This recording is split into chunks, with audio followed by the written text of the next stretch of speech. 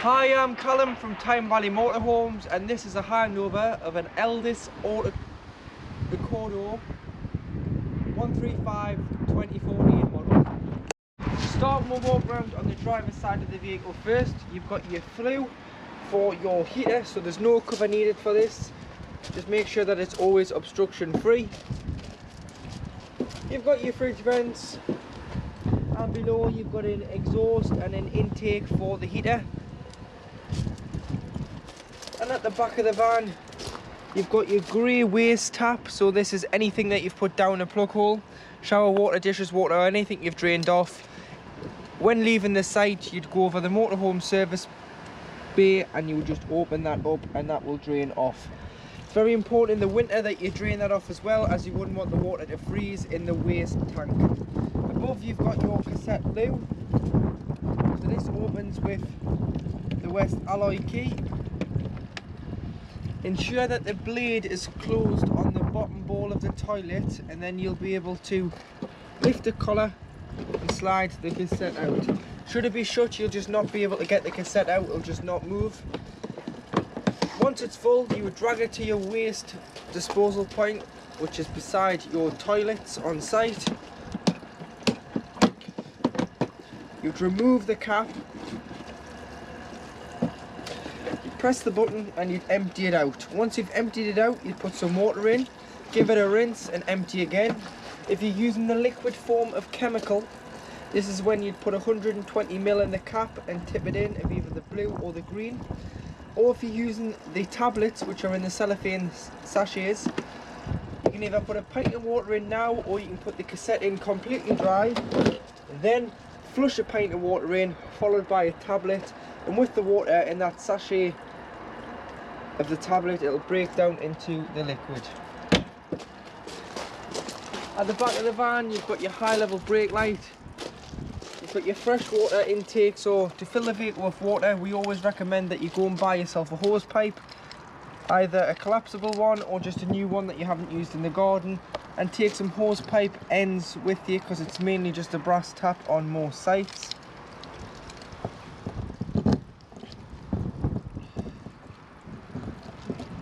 Then what you would do is you'd open the fresh water cap, take it out and put your hose pipe in there until it either overflows, which means you've got a full tank, or you can see on board how much water you've got in the fresh water tank at any one time. You've got your parking sensors either side, and then on the passenger side at the back you've got your fresh water drain. So you've just filled it up, you now want to drain it off. You've either taken on contaminated water, you just simply aren't using it for a while, or you want to winterize it where you erase all water out of the motorhome. You would just open and allow the water out.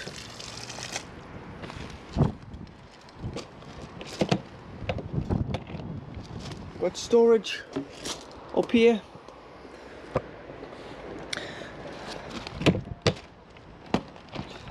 Your gas locker, so you can fit 2 6 kilogram propane bottles in.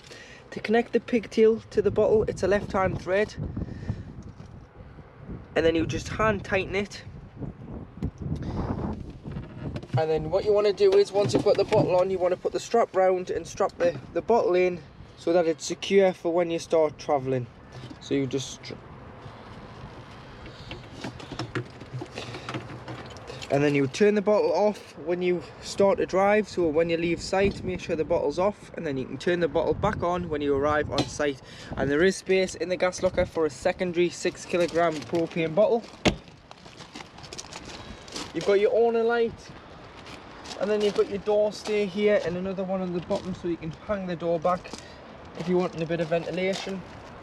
At the front here, using the West alloy key again, this is your battery locker. So this has got your leisure battery in, and it's got your hookup point. So to hook the vehicle up, you get your hookup lead, take the end, lift the end, expose the end and slide it on. Hook the vehicle up first and then walk to the power source and hook the power source either at home or on site. At the passenger door, you've got your diesel filler, which opens with the main ignition key. Fill with diesel fuel. You've got your tyre pressure, so 5 bar on the front, which is 72.3 psi, and 5.5 bar on the back, which is 79.5 psi. Tool kit, jack and a brace, tone eye underneath the seat, that just lifts out.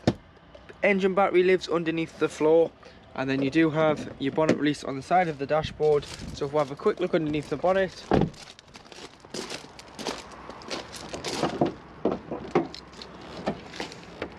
you've got all your fluids to the left hand side. So starting at the back, you've got the screen wash, power steering fluid, brake fluid, radiator coolant fluid, paint code, oil filler and your dipstick.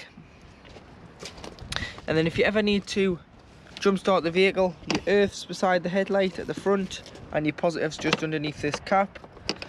And then you've got your weight plate now, so you go off this now, it's a motorhome, it's not just a chassis car anymore, so it's 3.3 tonne. If you were to put a tow bar on and tow with this, the train weight, which is the motorhome, whatever you're towing, can't exceed 5.3 tonne. And then the SGE number is your unique chassis number for the motorhome, not the Peugeot Boxster cab. Now inside the vehicle, to lock the door from the inside, you would just lift the chrome catch up until it shows red, which means it's locked. Going from the handle will release it back to green. You've got a flat screen on there, so when the door's open you can have the flat screen across. And then coming in, you've got your 12 volt control panel.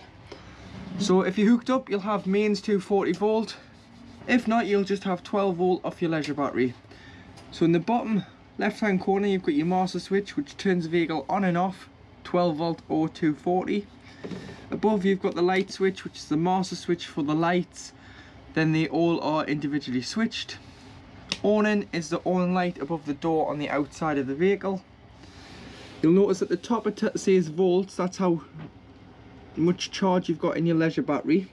But take the hook about to get a true reading, and then you can press the button underneath which says water, which is a little rocker switch, and it'll show you on the bottom how full the water level is, which is your fresh water. Should you have enough fresh water on board, you can turn the pump on, which will pressurise the water around the vehicle for the taps, toilet and shower. In the kitchen area, you've got 3 gas burners, so using the ignition on the front of the cooker, you can spark ignite all of them. There you are, you've got 3 lit gas rings. Once you've turned them off, if you allow them to cool before you put the cooker hood down. And then below you've got your Thetford duplex oven. So you've got your grill. So once you've lit it, if you just hold it in for a couple of more seconds just to allow the thermocouple to get warm. And then below that you do have your oven. You may want to take the oven shelf and grill pan out when travelling, as this can be the main cause of rattle. You've got large storage to the right hand side of the oven, and underneath you've got some storage. It isn't approached by the wheel, arched ever so slightly, but you've got 3 gas taps. These are mainly for when the vehicle is annually habitation serviced. Any problems with gas, isolate the bottle for your own safety. Worktop extension. And then to operate your Dometic fridge with freezer box, you've got off at the top, turn it down to the plug. This will act as a household fridge on mains electric when you're hooked up. So if you are hooked up on site or you're at home pre-chilling the van before you go away, before you put your shopping in, you would have it on electric. Turn it to battery if you've, like I said, if you've pre-chilled, you drive to site, your shopping will stay nice and fresh. It'll not get any cooler, but it'll not get any warmer. It'll act as a giant cool box. Or if you're moving from site to site when you're touring, you can put onto the battery, which is from the engine alternator, not the leisure battery. And then if you're wild camping, you would go down to gas, look at the gas indicator there, using the temperature, put on full and press the spark igniter here. And then if you just watch the orange band there, so press and hold both of them down together. Once the orange band starts moving into the green, which it is there, it's slowly getting there.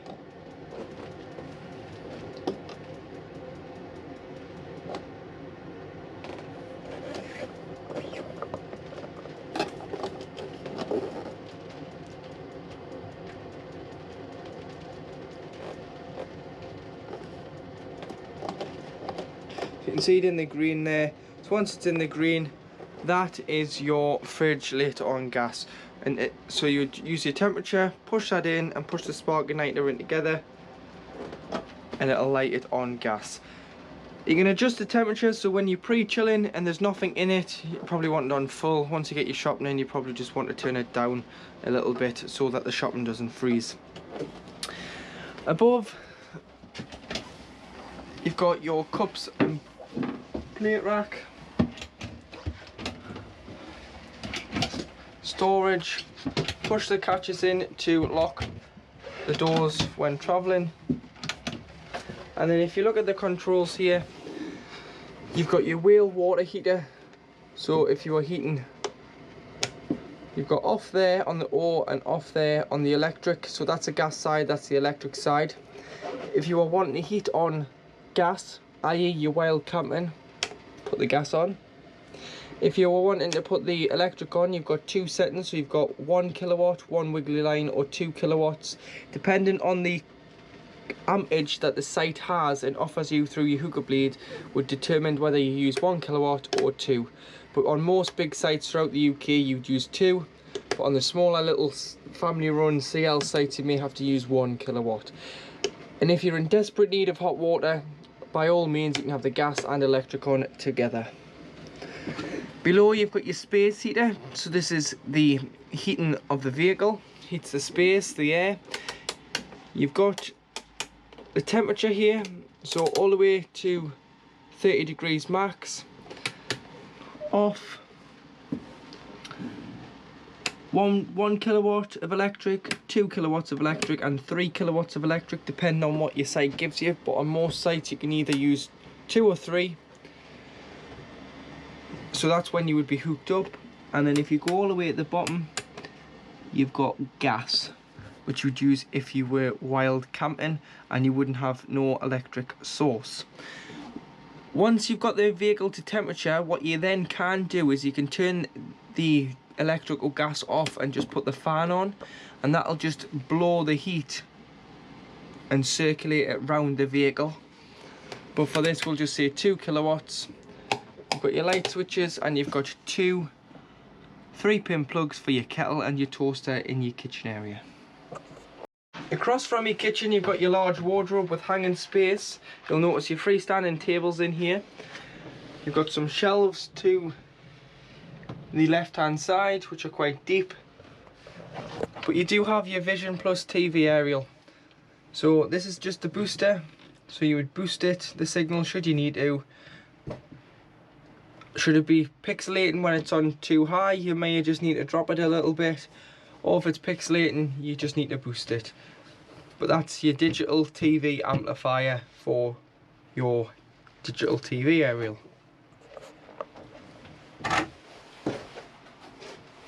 Across the back of the vehicle you do have your washroom. So you've got toilet, and above the toilet you've got a toiletry cabinet. Got your towel rail and your shower curtain to stop the toilet from getting wet. I'll get onto the toilet in a minute.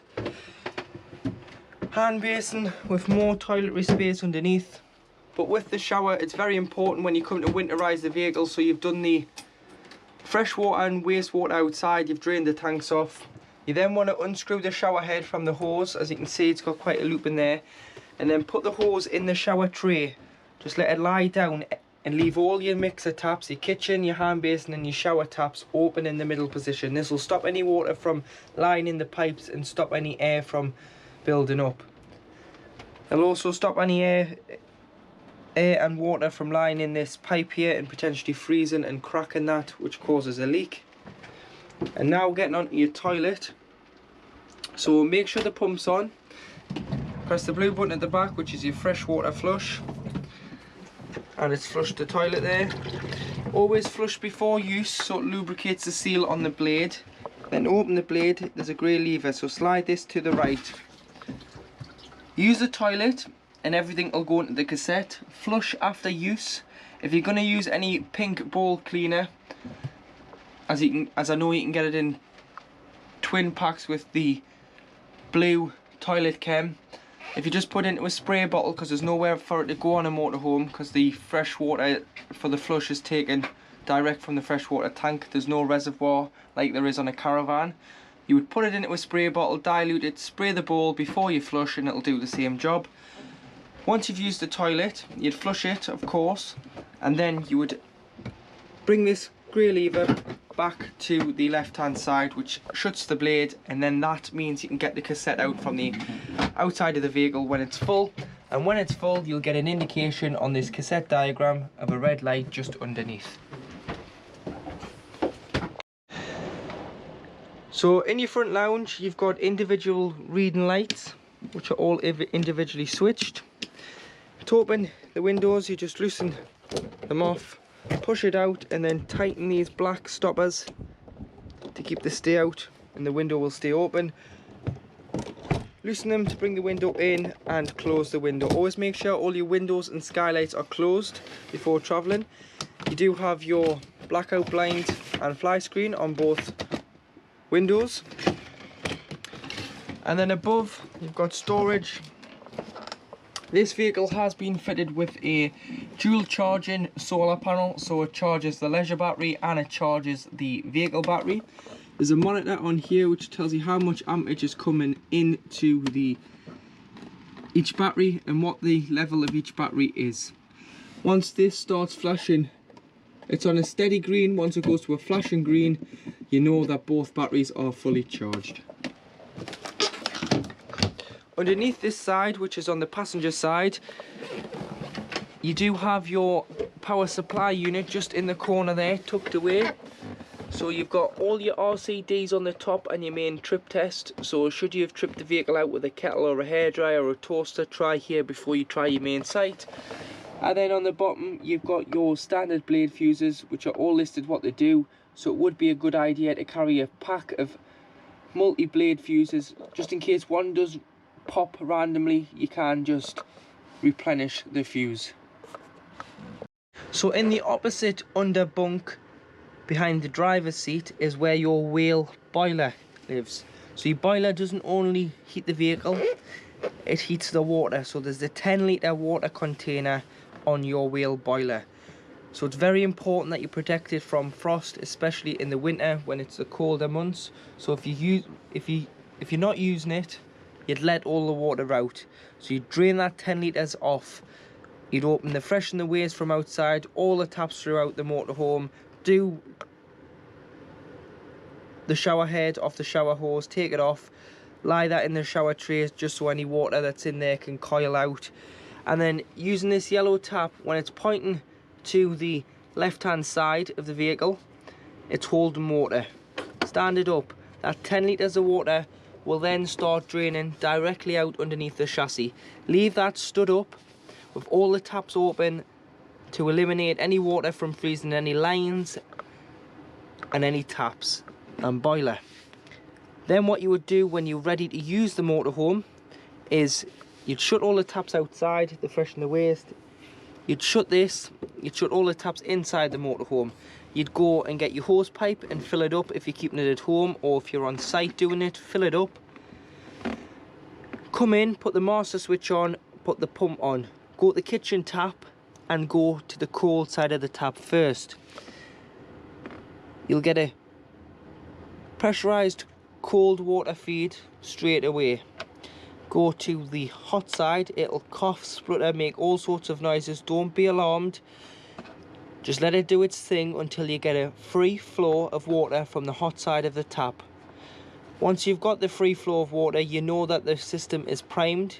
You do all the other taps and then you would just check that your boiler works by just heating the water.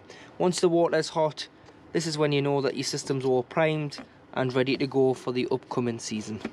So to make your front lounge into a bed, you'd simply lift and slide these out to meet in the middle, and then you'd use your backrests into the space to form the large double bed. You can also turn these upside down as well, so you don't get the bull nose and you get a flatter surface to sleep on. You can put a sheet on and a duvet and it'll be far more comfy. And then to put it away, you just slide these back on the runners in and you've got your lounge again. Then you would put your end stops, which is your sofa boards with a bolster on either side, just like so. So now in the cab, so to the right of the driver you have your handbrake, which is just down beside the seat and the door card. And then on the door you have your driver and passenger electric windows and electric mirror adjustment. So there's two mirrors, so there's a big one and there's the blind spot, so you just choose the joystick to the mirror you want to adjust. On the driver and passenger doors you do have your MS card blind, so you just pinch and slide these out, blackout on an evening, and the same on the windscreen, which are just on a magnetic strip, and there you have a blacked out cab.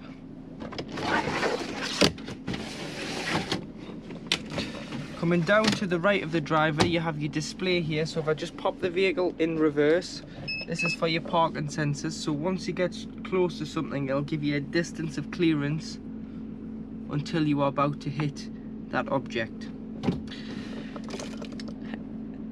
You can go through mode here, but that's explained in your handbooks, and change the date and time and so on.